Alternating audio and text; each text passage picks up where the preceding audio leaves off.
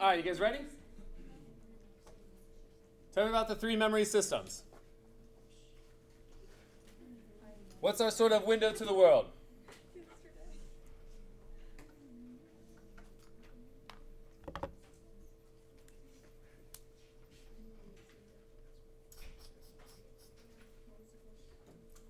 What's the first memory system we talked about? What is our sort of window out to the world? All right, sensory memory. What is sensory memory?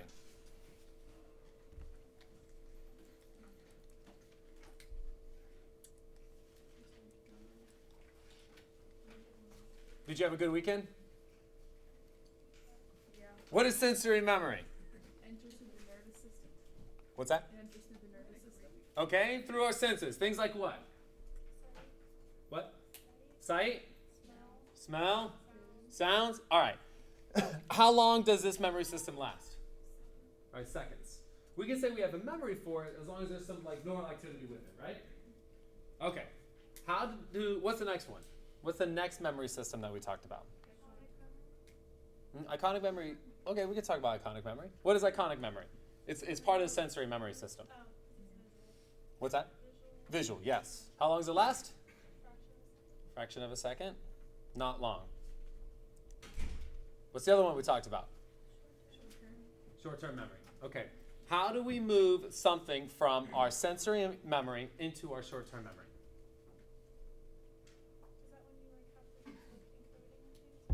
What's that? No?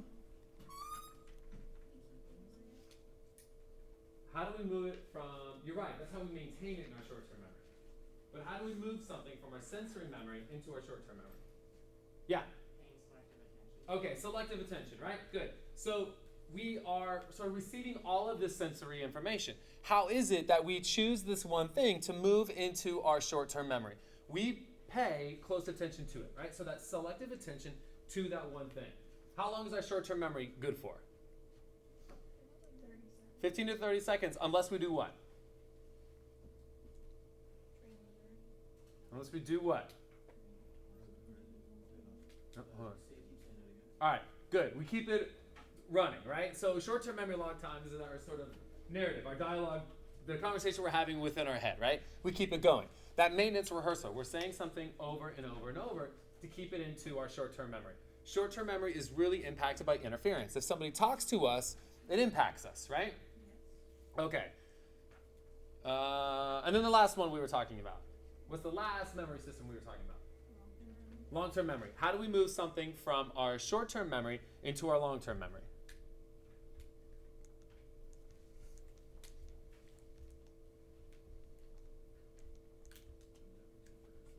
All right, elaborative rehearsal, consolidation. What is elaborative rehearsal all about?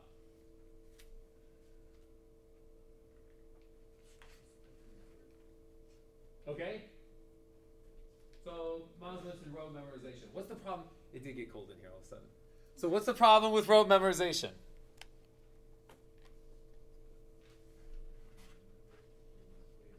Okay, good. We have to get at that memory exactly how we sort of encoded it, right? Elaborative rehearsal, we take a memory and we make it meaningful. We tie it to other information that we already know, or we tie it to our sense of self in some particular way. Okay? All right, so what is non-declarative memory? Long-term memory.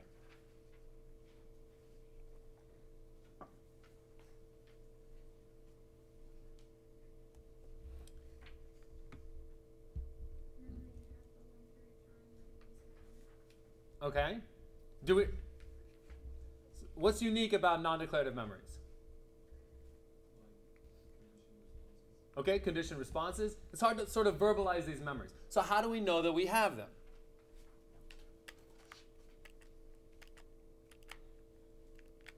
Yeah. It's like something we do every day, and we just like we're conditioned to do it. If we don't think about it, we just do it. Okay, so we perform the action, right? And because we can perform it, we show that we have a memory for it. Like tying your shoes. You obviously have a memory for it, but if you were trying to explain to somebody how to tie their shoes sort of explicitly, would it be tough?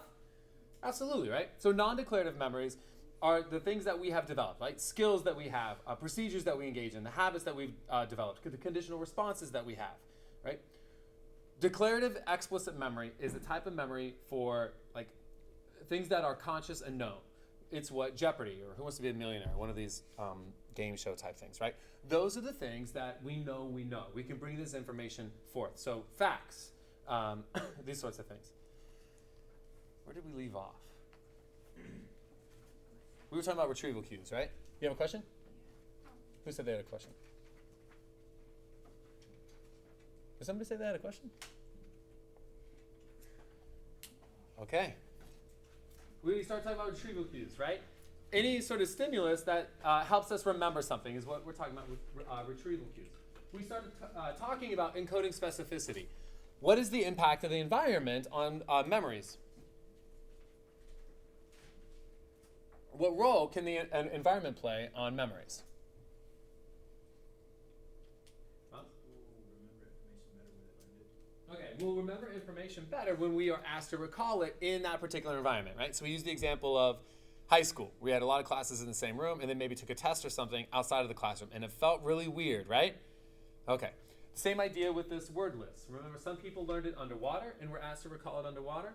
Some people learned it on land and were asked to recall it on land or underwater, right? People performed better if they learned it on land and were asked to recall it on land, or if they learned it underwater and were asked to recall it underwater.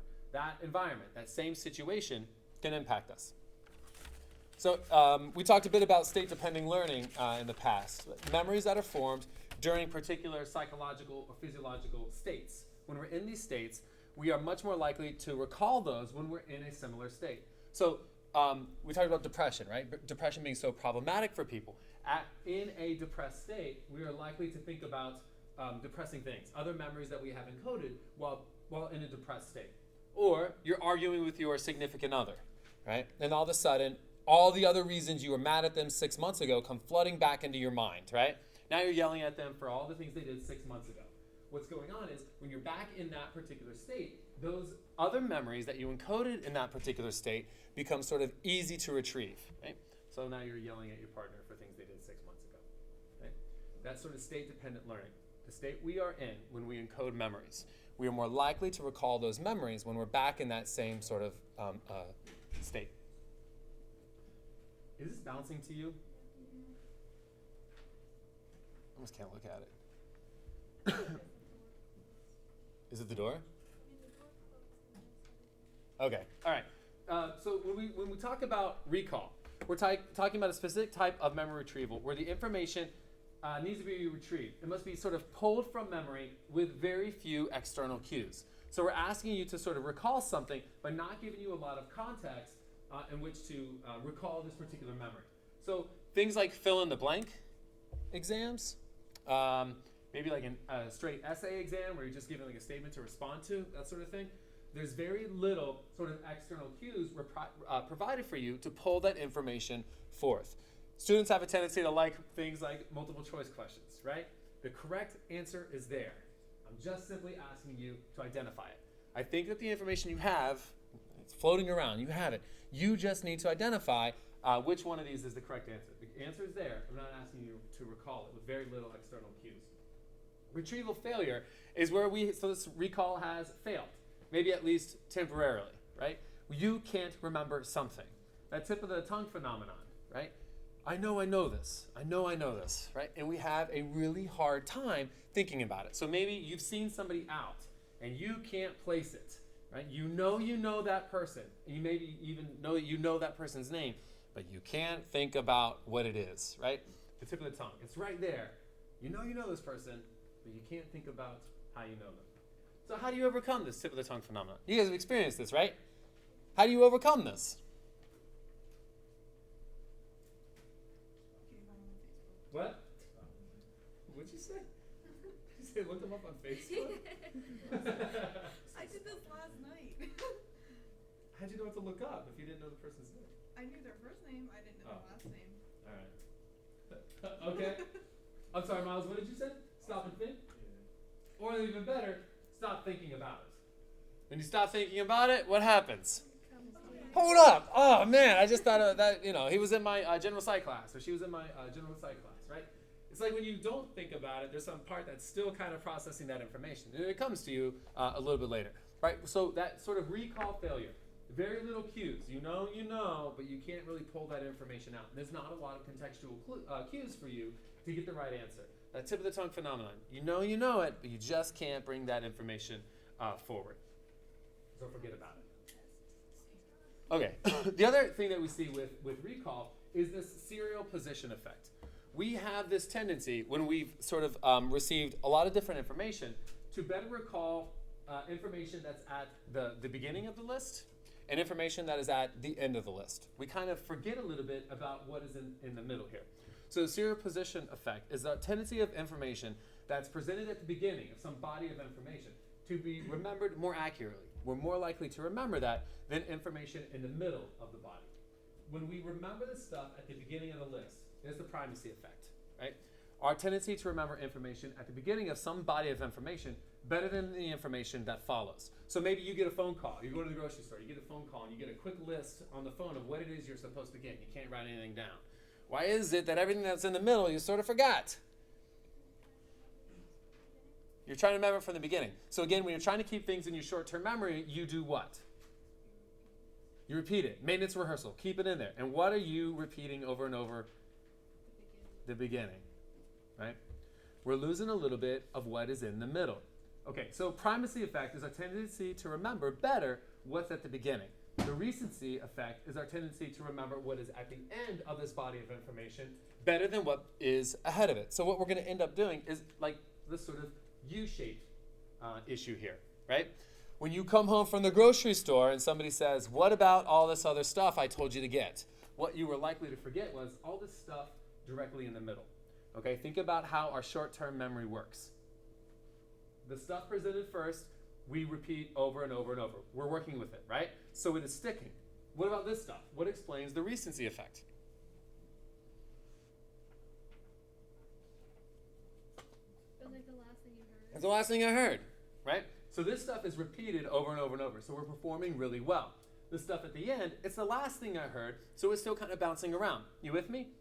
What I'm forgetting and what suffers is all this stuff that is in the middle of this body of information. Okay? Okay, so knowing this, knowing the serial position effect, how could you use it to improve studying? This is the application, right? Use this information that we have in class to sort of better you in some way or make something more effective. You can take a break. Good. You can, like when you're studying, maybe go to like, if you have notes, go like the middle section of your notes, because that's kind of in the middle of like your lecture and start there. Okay, good. All right, so maybe breaking up where you start on multiple nights. So you're starting in different sections of your notes. Okay, good. So breaking up, take breaks. That sort of smaller, truncated studying sessions. Right? The problem with that sort of all-night cram before the exam, right, is all this stuff in the middle is going to suffer. What is the best way to review your notes? Did you guys take like I don't know, like a University 101 or 100 type class? Did they tell you how to study, like effective study techniques? No? What did you do in that class? It's like how you, that class is like all about how you do numbers. All about what? How you're not really studying that much. Oh, okay. All right. Okay. All right. So why would it be good to read through your notes every night?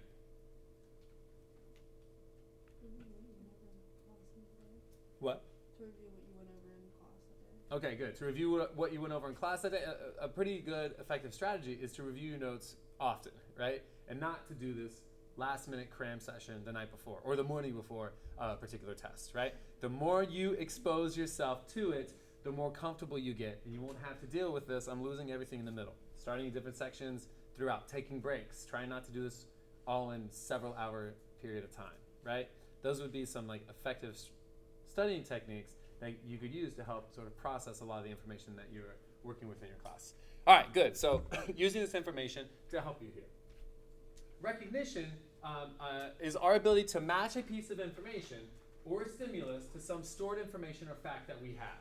So whether it's a word search puzzle where you're trying to find word, matching on a test, right? Just finding that information that you already know, recognizing what it is that's falling in place here. We can have false positives, right? Where we have inerrant recognition. We think that we have recognized some stimulus. We think we know this person. We say hi to this person. The person looks at us like you're crazy, right? You think you know what's going on here, but it's not actually in memory. So your book is a great example of Father Bernard Pagano, right? Who was falsely accused of a series of crimes. And one of the sort of things that came out in the media was that they thought the person who was committing these crimes was a priest. They grabbed Father Pagano and they put him in the lineup. He's the only one in the lineup wearing a priest, whatever, there's probably a proper name, I'm sorry, wearing a priest outfit, right? And he gets fingered as the sort of a guilty party, right? Everybody points to him and says that's the guilty person. So he's brought up on these charges, right? While the trial's going on, another man eventually comes forward and he confesses to this series of robberies. What happens is we have this false positive. People incorrectly thought that they had that memory for what this person was doing. And there are times when this, obviously in this sort of situation, what's really impactful. It's been a long time, but do you guys remember the DC sniper shootings? Right? Guys were randomly shooting and killing people in the metro area around DC. There were some individuals who, when talking to police, said that they had sort of remembered seeing a white van that was parked near that area. They didn't recognize this white van. So what did the police do? What did they focus on? We got to find this white van. Who is driving this white van? So all of their attention is focused on this white van. The two individuals that were doing it, it was like a Cadillac or something that they had sort of modified so that you could lay through the back and shoot out the back end of the trunk. They were stopped multiple times and the police let them go, right? Because they were so focused on this white van, right? Wasn't good information. People thought they had something that wasn't really there. So this false positive, this issue is really problematic, where people think that they recognize some stimulus that is not actually in their memory. A lot of the work that Elizabeth Loftus has done is looking at the sort of fallibility of our memories. Right? We want to think that our memories are perfect, that how we have experienced things is exactly as we encoded it. In the beginning of the chapter, I'm sure we talked about our sort of commonsensical view of what memory is like, is that we think about it as a sort of movie reel, that we're experiencing the world around us and we're cataloging all this. And if I want to relive something, I just watch the movie reel over in my head again, right? Movie reels don't change. Right? Does our memory work like this? No, right? That's the problem, is that the human memory is incredibly fallible. What her work has done is to show that what people see, what people hear about an event after the fact. Right? So the things that I hear and the things that I see after something has happened, or even something that I have experienced, can easily affect the accuracy of the memory that I have for that particular event. Eyewitness testimony, right, is incredibly powerful. To have somebody stand up and tell the jury that is the person who committed whatever, who committed the crime. Would that be powerful for you if you're on a jury? Absolutely, right? You'd be like, what are we doing here? We can go home. That is the guilty party. The problem is our memories aren't that good. And a lot of her work has been in this courtroom setting, where she talks about and presents in a courtroom the fallibility of human memory and how we can't always trust what is going on with people. There are times that we engage in very little processing of information. It's like it happens sort of automatically for us. So certain kinds of information enter into our long-term memory, and we don't really have to go through this sort of consolidation process.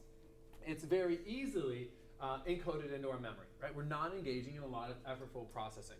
Things like flashbulb memories, right? So flashbulb memories, they get this name from the early way that they took pictures, where the bulb would shatter every time they took the picture, the flashbulb, and they'd have to change it and stuff like that, right? All right, so flashbulb memory is this type of automatic encoding that we engage in. Very little effortful processing here, right? It's going quickly into our minds. We have an unexpected situation that has happened. We have strong emotional reactions for what's going on. Right?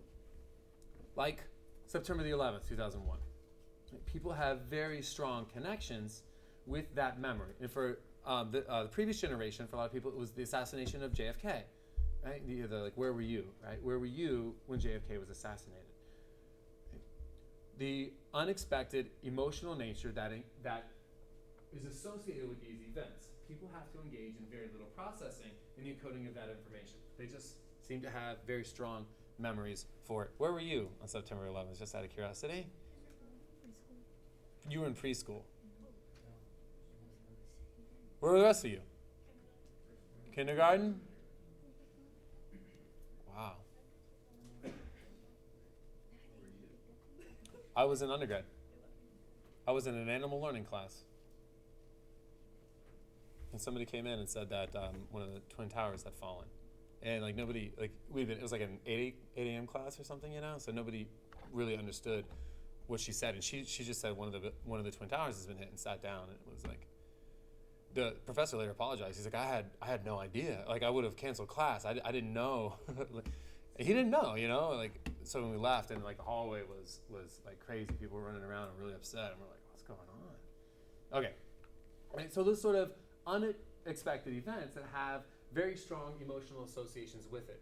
These are the type of situations that people will often talk about as being so powerful that they are easily encoded in our memory. We don't have to go through this like intense process of sort of attaching it to other known information. It's happening sort of automatically. Okay, so we have these sort of intense emotional experiences with these memories.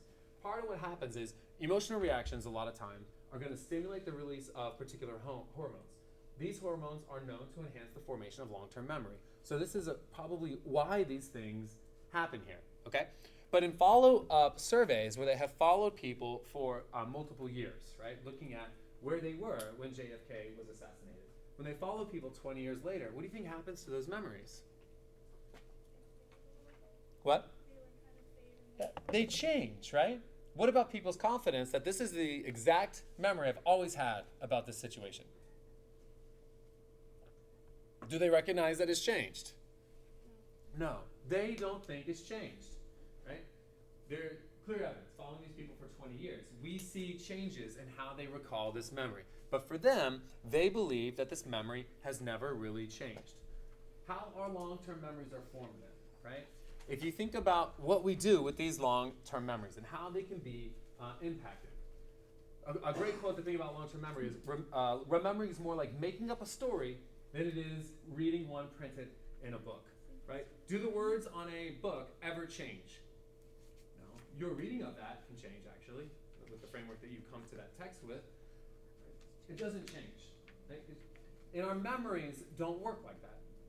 To think that our memories are going to be perfect is wrong, right? Every time we pull this memory out, we can have some type of revision take place. So the constructive processing aspect here refers to the retrieval of memories. So when we retrieve these memories out of our long-term memory, those memories can be changed every time. So we might alter them in some aspect. We might revise them in some particular way.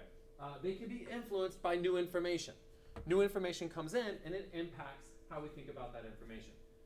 Maybe you were in like a fender bender with a friend in high school, and over time that fender bender becomes this really bad car accident that they were in, right? What's happened?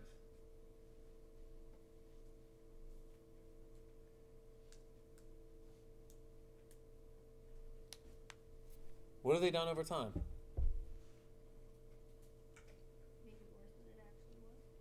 Made it worse than it actually was? Change that, revise it. Every time you take a memory out, you can alter it, you can change it, you can revise it in some particular way. New information can be incorporated into the memory that wasn't really there. Hindsight bias is our tendency to incorrectly believe, through perhaps revising old memories that we have, to include this new information, that we could have predicted the outcome of some event ahead of time. So it's easy to say, now that I have the results, now that I know this is how things happen, it's easy for us to say, I would have predicted that all along. The idea being, prior to the event occurring, you probably wouldn't have said something like that. But now that the event has occurred, you sort of alter your memory around this particular topic to sort of reflect the way that it turned out, leading you to believe that I would have predicted something like that all the time. The idea of Monday morning quarterbacking, right? Now that you know what has happened after the game, it's easy for us to say, I would have predicted that all along. Did you do it after the Steelers lost to the Ravens? Now that I know they've lost, it's easy for me to say, I get it. I understand why they lost. Right? But prior to that, most people aren't going to say that. I wouldn't have made that prediction. So we sort of change our perspective to coincide here. One of the concerns for law enforcement is this idea of misinformation effect. Why is it that if we both witness a crime, why will police officers interview us separately? We talked about this? Why? So when you hear the other person talk, you don't change your story to be like, oh yeah, that is what happened. Okay, good. So now that I hear this information, right, I hear you talk about your recollection of this particular event, right? Maybe I change it, right? Maybe I include some of that information you have just said and revise my memory a little bit. Why is that problematic? But on the law enforcement end, why would could this be so problematic? It creates false information. All right, maybe my memory was more accurate. And now that I've heard you, my more accurate memory is now being revised because of what it is that you have just said. Right? So we're changing our memory a little bit based upon this information that we sort of heard after the fact. Right? So it's going to alter our memory in some way. Let's watch a little bit of this. This is pretty good.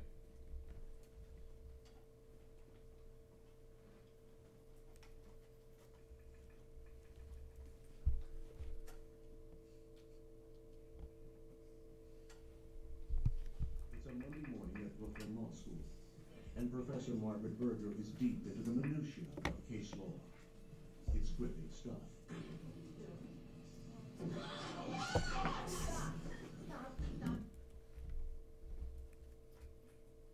You helped me last time.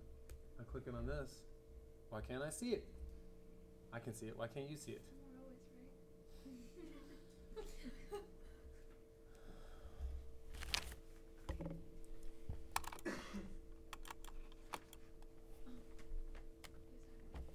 So, why does it do this? Can anybody tell me why it does this?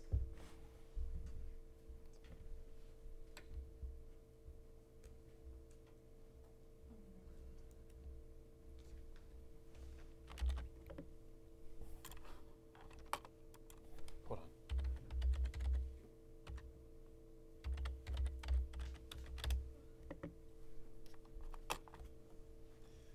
Just a second. Sorry.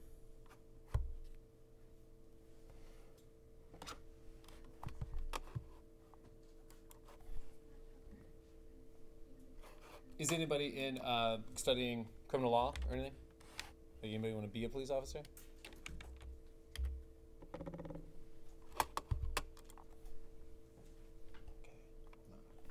Okay.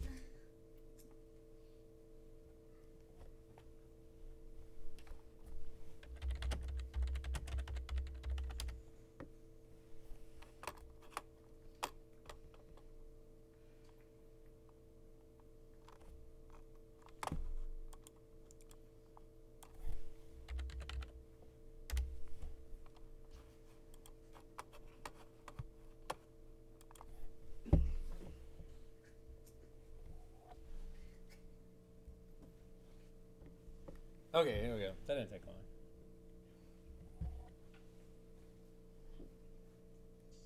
It's a Monday morning at Brooklyn Law School, and Professor Margaret Berger is deep into the minutiae of case law. It's gripping stuff.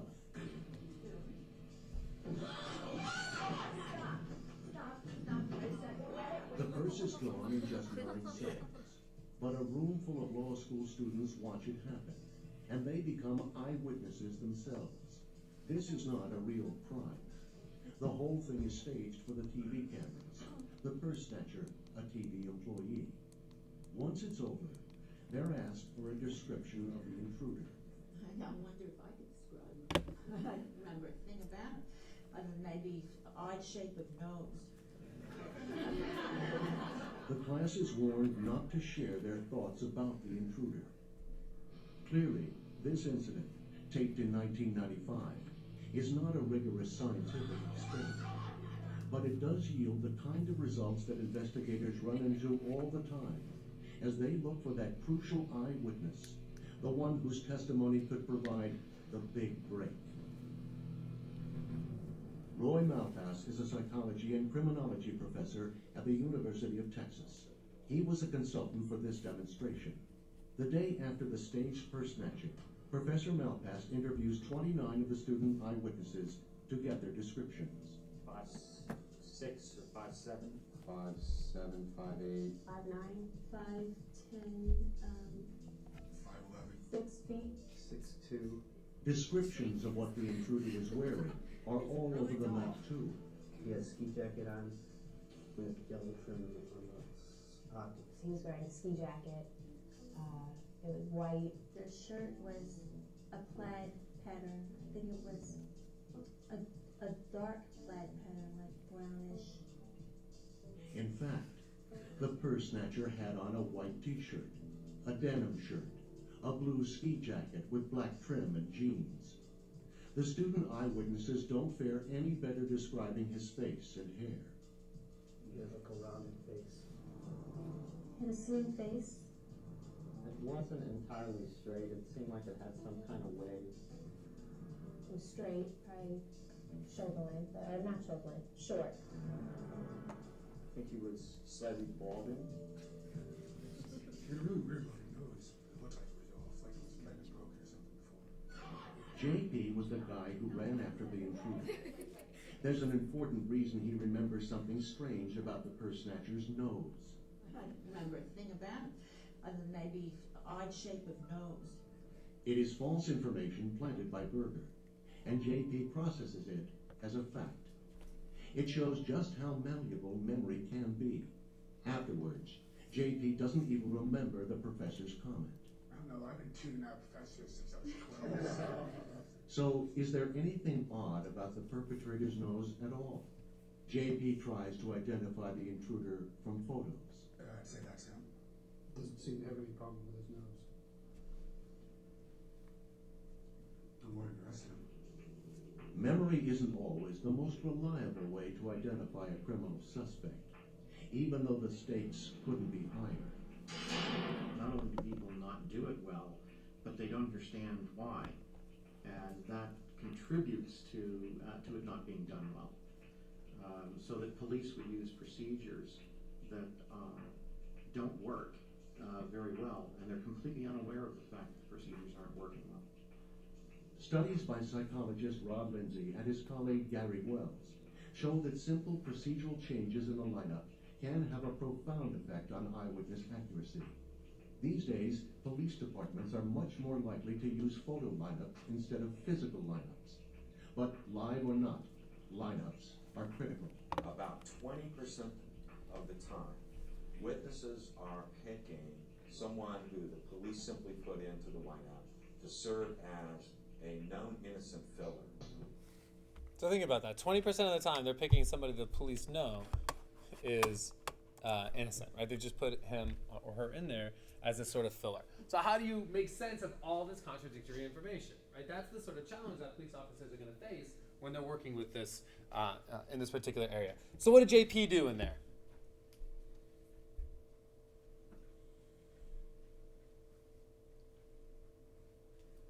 Yeah. Took that information of him having a weird nose and put it into the lineup. Okay, good. So the professor, she implanted that, right? So that she couldn't say anything about him other than his odd shape of nose, or however she framed it, right? JP hears it, and it alters his memory of what just happened, right? That sort of misinformation effect.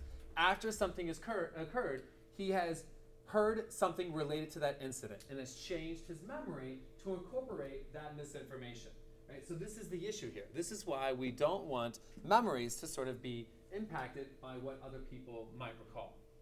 If we look at false memory syndrome, right, where people create inaccurate memories, or they create false memories, whether it's the suggestions of other individuals that have impacted them, or often when the person is under something like hypnosis, right?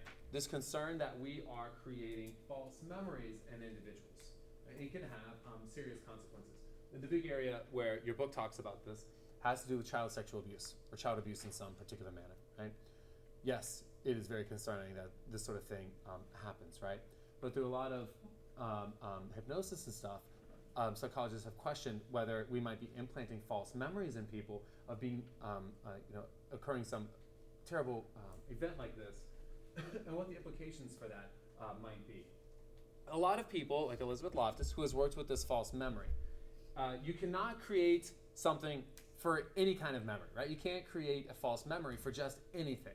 It has to be at least plausible, right? That it could happen, right? So you can't necessarily implant memories of people about being like, I don't know, abducted by aliens and zipping around the galaxy for a while and then being dropped back at Earth, right?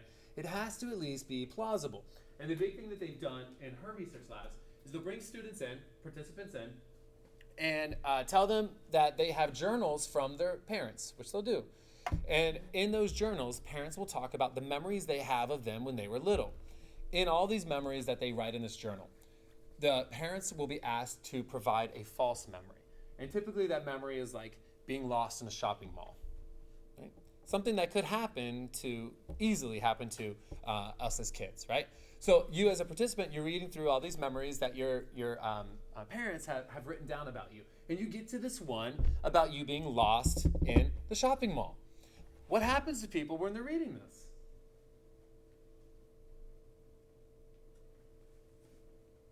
Is it plausible that it could have happened? So could they create a false memory? Absolutely. It's amazing. In a post-interview with these individuals, she'll ask them tell me about being lost in the shopping mall. Oh man, I was 7 years old. I was so scared. I couldn't find my mom. There was a woman or a man in a plaid shirt who found me and took me to the manager of the store or something like this. They create these elaborate stories and have confidence that these memories are real, right? They're simply implanted in these journals with people. False memories seem to be easily created in people. Again, they have to be plausible, that it's realistic, that it could have happened to one of us. All right. How fast do we forget stuff? What? Fast. Like, you walk away from an exam. Could you take that exam, the same exam the next day? Many people are like, I took it, it's gone, right? That information is gone. A curve of forgetting shows that we lose a lot of information pretty quickly. What this guy Ebbinghaus would do is he would memorize sort of nonsense, right? He would memorize this nonsense and then test himself to see how well he did in his recollection of these things. What you see is immediately we're pretty good at recalling information, but it doesn't take long and we become really bad at it, right? We see a major drop right away in our memory for these things, and then it kind of tapers off, right? That curve of forgetting happens really fast. We forget a lot of information very quickly. Distributed practice is a good way to help with your studying, right? Where we space our study sessions out. This produces our ability to be better able to retrieve that information later, spreading our sort of practice sessions out. This idea of mass practice, right? This mass practice approach. This is a cramming before your big exam. It doesn't always work, right? Where we study this large body of information all at once is not the best way to go about studying. This distributed practice, where we force ourselves to look at things in multiple times, right, is going to produce better results as a student, right? Although students always will tell me, I'm a firm believer in cramming the night before an exam, right? Maybe it works for you, but you're really going to suffer from this. Distributed practice will help you avoid something like this. Which one is the correct penny?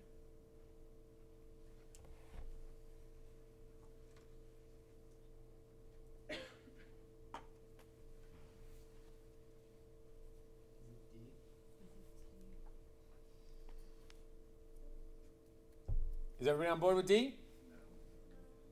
No? You guys have had, I assume, some experience with pennies, yes? Why is this so hard? They're all so similar? Okay. You probably haven't focused that much attention on. Mats, was that what you were going to say? So which one? D? Yeah. L? B?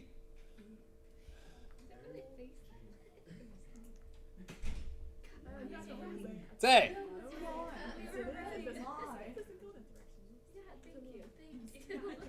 let's do this one. Which one is the right stop sign? But not all right. This is true, right? I think regardless of which of these you encounter, you get the point. But which one is the one you encounter? Middle right. This one? Okay. Are we good here?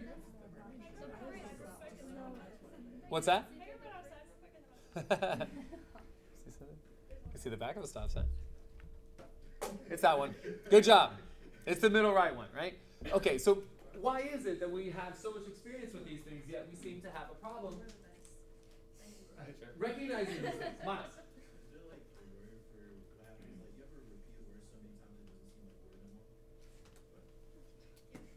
No. Looking at all those stop signs. What? Like, keep looking at stop at those points. Like, you look at it, nothing doesn't look like it's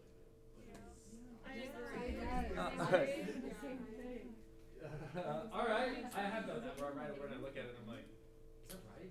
It kind of looks weird to me. It does. But not, I don't know. Usually I would say it's because of lack of familiarity with the word rather than I've used it so much. But maybe back to the point here of the same sort of thing we're talking about. Part of the issue here, why we have trouble doing these sorts of things that maybe we wouldn't really think that we do, is this encoding failure. We've just simply failed to really ever process this information into our memory. We encounter these things, but we've never really taken the time to encode it, to put it into our memories. You with me? So we encounter these things, and it's sort of, we know what they mean, and we don't attend to these things in great detail. So we've never actually encoded this memory into our long-term memory in some way. So memory trace, right? What happens when we forget things? A couple ideas for what's going on here. Memory trace is the physical change that occurs in our brain when we form a new memory, right? So that actual change that occurs in our brain when we are picking up this new memory. Decay refers to a loss of memory due to the passage of time. So again, think about that warm path effect we talked about the other day, right? Decay, when we haven't accessed a particular memory in a long time, the passage of time impacts our ability to pull that forth, right? That memory trace isn't used. We're not accessing it. So this idea of decay explains well sensory information and short-term memory. When we lose that information, right? Sensory information doesn't last long. It's quickly masked by all the stuff that's coming in on top of that. So if we don't pay special attention to what is coming in, we're not going to move it into our short-term memory. Same thing with short-term memory. If we're not engaging in this sort of maintenance rehearsal, it's not going to last long. It's going to be fairly fleeting for us. For disuse is another name for decay. And it assumes that memories that are not used will eventually decay and they will disappear, right? Here, it explains maybe some long-term memory issues when people are unable to recall these memories that they once were able to. What it doesn't explain, though, is how memories recalled after many years are remembered again. Right? So when we don't remember that we know something, we haven't accessed it, we lose that memory over time. Right? But if it comes back, right, it doesn't sort of fall into this idea here. It doesn't help explain that. Proactive interference is when memory retrieval is sort of negatively impacted when older information, so things we've known in the past, prevents or interferes with the retrieval of new information. So maybe you move to England, right? And you have problems driving in England after you've learned to drive in the United States. You have a hard time learning a new way to drive because of your previous knowledge about learning, right? My brothers and I went to England a few years ago, and we were like, oh, we'll just rent a car when we get there. And then we got there and watched people drive, and we were like, yeah, I don't think I want to try driving. I don't think I can do it. And not very well, at least. That could be a problem for us. All right. So that proactive interference. Old information is impacting our ability to sort of pick up on new information or retrieve new information out of our memory. Retroactive interference is where memory retrieval is negatively impacted, and that what happens is new information prevents or interferes with the retrieval of older information, right? So the new information I have is negatively impacting my retrieval of old information. So when I was an undergrad, everybody used PCs, right? And then I went to graduate school and it was all Mac, right? So I'm very comfortable using a Mac. And then I come to Cal and it's all what? PC. And now I'm like, oh my God. Like trying to work with these computers, right? I have a really hard time doing it. This is an example of retroactive, right? I have a hard time pulling out older information. I was very comfortable working on this. But then I changed to a Mac, now forcing me to go back. I have a really difficult time of pulling out the old information I have related to how to work well with a PC. Make sense? All right, so proactive and retroactive interference. So maybe you are studying French and Spanish, right? Proactive interference. You studied French first. Now you're studying Spanish. You have a Spanish test. All this old information is what you're recalling. It's impacting your ability to remember your Spanish language. You with me? Your old information that you knew about the French language is negatively impacting your ability to retrieve this information about the Spanish language. Retroactive interference, it's happening the opposite way, right? Let's say you have French, you're studying French and Spanish, and then you're taking a French test. You're having a difficult time remembering your French language because all you're thinking about and all you can remember is Spanish. You with me? What's that? All right, so reasons why we forget. Encoding failure. That information was never really attended to in the first place. So we don't actually have a memory for it. Decay or disuse. Information that is not accessed begins to decay from our storage system over time. If we're not using it, we're losing it. Right? So that idea that these changes that occur, if we don't continually access these things over time, we're not going to be able to. They will decay and, in one proposition, eventually go away. Proactive interference. Older information that is already in our memory is interfering with the learning of new information. So old information that I know, old information is impacting negatively my ability to acquire new information. Retroactive interference. Newer information interferes with my ability to retrieve older information, right? They're switching around, retroactive and proactive. Okay, so how do we form these long-term memories?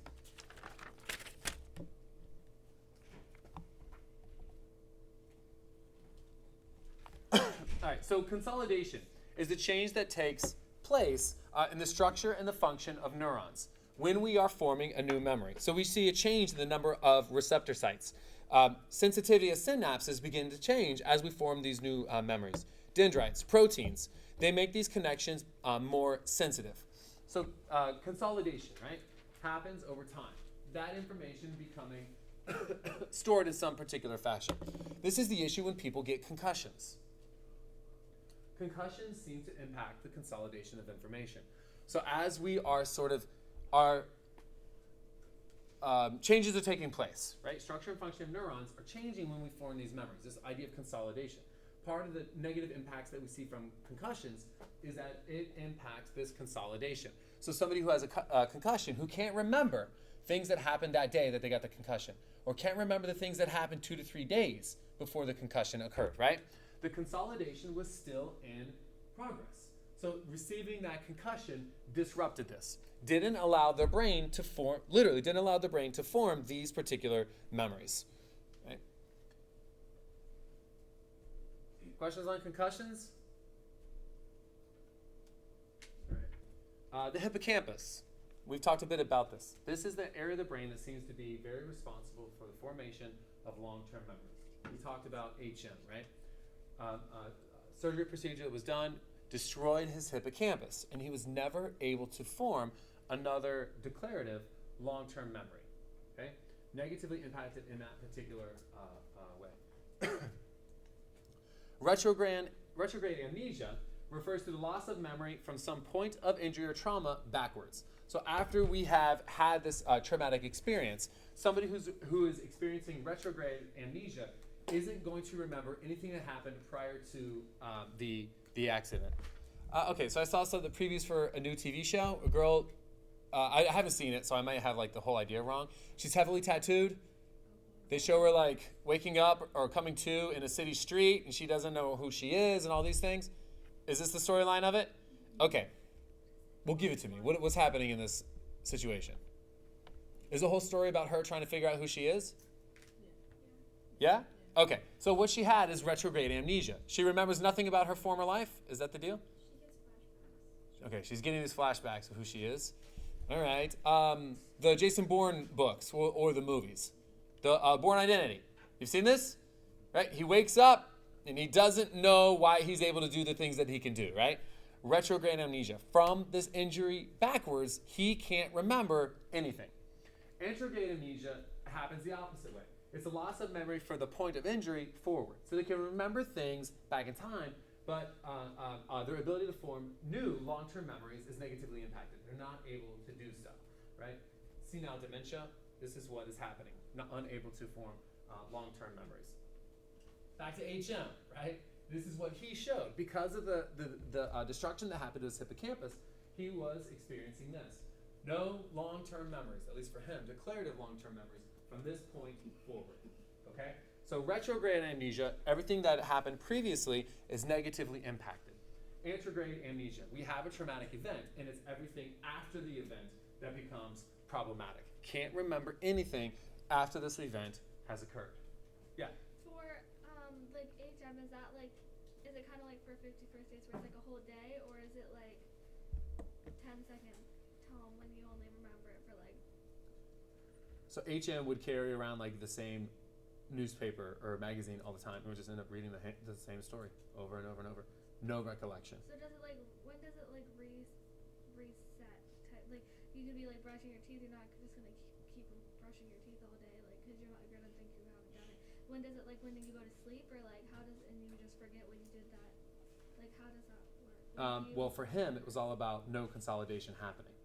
So short-term memory, if he's doing something, if he's thinking about brushing his teeth, he's going to keep that in there. So he finishes that, and then he can walk away. But you're right, he may go, did I brush my teeth today? Right? That sort of thing. For him, it was no consolidation was happening after that, right? In 51st Days, was she remembered? Like she would go to sleep and then wake up and wouldn't remember anything. Okay. Like she would just start the day over. Oh, like that's the right. whole That's day. right. Yeah. That's Okay. what I meant. Like, is it like that? So it's No. like the whole day? No. That's like Hollywood's spin So on that it. doesn't happen? I don't know the answer to that. Oh, okay. That's not what was happening here. I don't know if that. I don't think so. I will look, but I don't think there's something along those lines. Like once you fall asleep, Yeah, like that's what I you was know, confused. your brain reboots or something, and you lose everything from that day. Okay. All right. Infantile amnesia, right, is something that this is usually a conversation starter in the classroom. You have infantile amnesia, right? You are unable to retrieve memories that you have prior to the age of 3, right? We all have this autobiographical memory for events and facts that relate to our lives in some way, right? The story of you, the story of me. Usually, this happens after the age of 3, when we are able to sort of start creating and forming long-term memories. But why do people sometimes think they have early memories before 3? Do you have memories before 3? What's the earliest memory you have? Yeah. Playing video games when I was 2. Okay. What early memories do you have?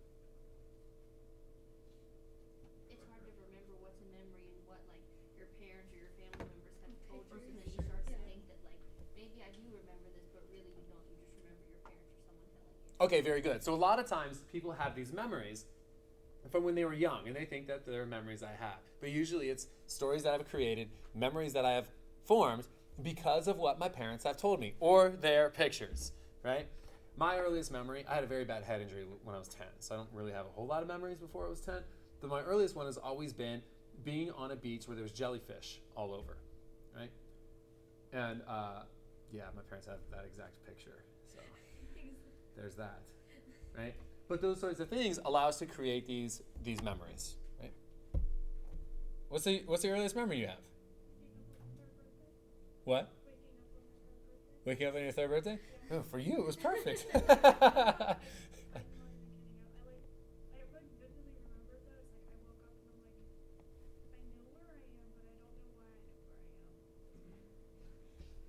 Were you someplace weird? No, I was in my house. All right. What about the rest of you? You don't have early memories? I think I was 3 and I was playing with like a red ball with my grandfather. He passed away like that within that year. And for the longest time, my parents never told me that I had actually done that. Like they said, I told them that was the memory that I had, and they said, yeah, you always used to play with your grandfather in the middle of the room and just like slide a red ball back and forth to each other. So I guess I had that. All right. So again, right around the same time, right? Like the 3 years of age. The idea is like prior to that, we just don't have the ability to form these memories yet, right? Okay. So there's infantile amnesia. Before the age of 3, many of us are not going to be able to have these early childhood memories. Alzheimer's disease. What's Alzheimer's disease? Yeah, no, I did it intentionally.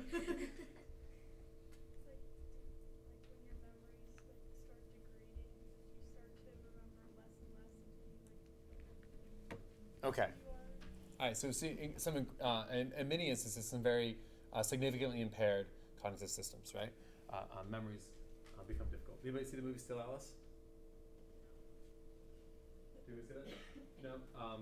She was a cognitive psychologist at Columbia, I think, and she started having some memory troubles, and she started seeing somebody, and she had an underlying genetic issue that was a genetic predisposition for early onset of Alzheimer's, like close to 50 years old, and she went very fast, right? Okay. So it affects about 5.3 million individuals here in the United States. It's the third leading cause of death in late adulthood. Why? What is happening for people who have Alzheimer's? What are some of the concerns that you should have if somebody with Alzheimer's?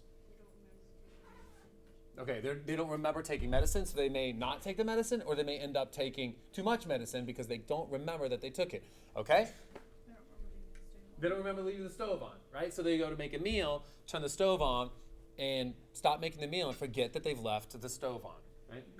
All right, so primary difficulty in Alzheimer's is this idea of anterograde amnesia, right?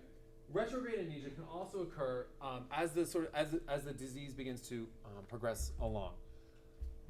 A lot of research has gone into figuring out a way to treat people who have Alzheimer's. So there's a lot of various drugs that are in use or at various stages of development for slowing or stopping the progression of the disease. But as of now, there is no cure for it. So what are some of the risk factors then for what's going on here? High cholesterol, high blood pressure, smoking, obesity, type 2 diabetes, and lack of exercise are all factors that increase one's risk for Alzheimer's disease. Check out this guy. On Christmas Day, 1985, James McDonald came home to his wife in Larchmont, New York, after 14 years of amnesia. He had lost his memory due to suffering head injuries in 2 automobile accidents. He had gone to Philadelphia and found a job in a restaurant. McDonald said that his memory returned to him on Christmas Eve when he bumped his head. His memory came back, and he went back to his wife.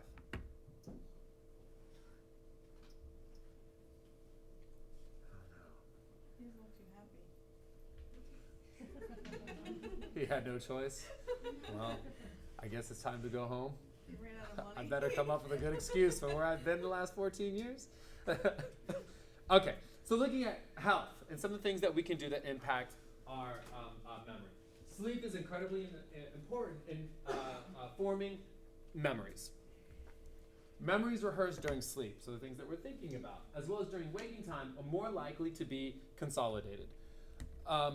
We can't learn new information while we're sleeping, right? So listening to class lectures or TED Talks or something like that while you're sleeping, that new information, you can't learn it while you're sleeping, okay? Sleeping is important in the role of consolidating, putting that into our long-term memory. Sleep deprivation, right? So getting very little sleep severely interferes with the functioning of our hippocampus and the formation of these long-term memories. You need to get a good night's sleep for many reasons. It heavily impacts our memory. Even very brief exercise can be good for you. Taking a 6-minute walk, right? That very little physical activity can help increase and boost our memory. And of course, now we see a lot about this fish, right? Is fish sort of brain food? Omega-3 fatty acids, like the DHA, appears to help memory cells communicate with one another. So there appears to be some work that suggests that this stuff is beneficial. I know a lot of pregnant women will take DHA. Is it pregnancy or is it after? When do they get DHA supplements? Is it during they take DHA supplements? The idea being to help with brain development for kids. Or is it after kids are born? I can't remember. I didn't sleep well a lot after my kids were born. All right. Questions on chapter 6 on memory? Yeah.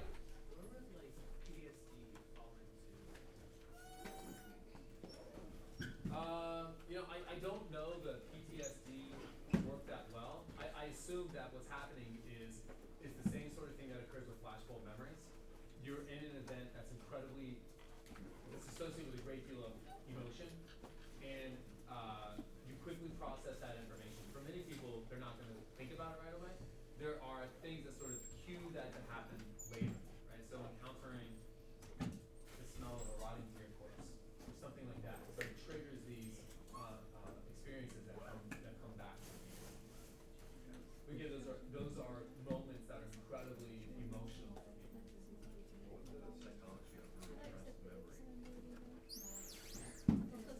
Okay, so some of Freud's stuff with the repressed memory.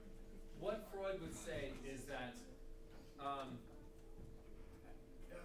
as children, we encounter something that's horrible for us. And our sort of childhood personality isn't able to deal with this traumatic event. So we repress it, okay? The problem is these repressed memories have ways of sort of leaking into our conscious thoughts and behaviors later in life. So somebody that's a psychoanalyst, what they would say is, we need to take this person who has repressed this memory from childhood and bring this memory out now that they are a healthy adult and have the capability of dealing with and managing this traumatic event in a healthy manner. That's what we need to do.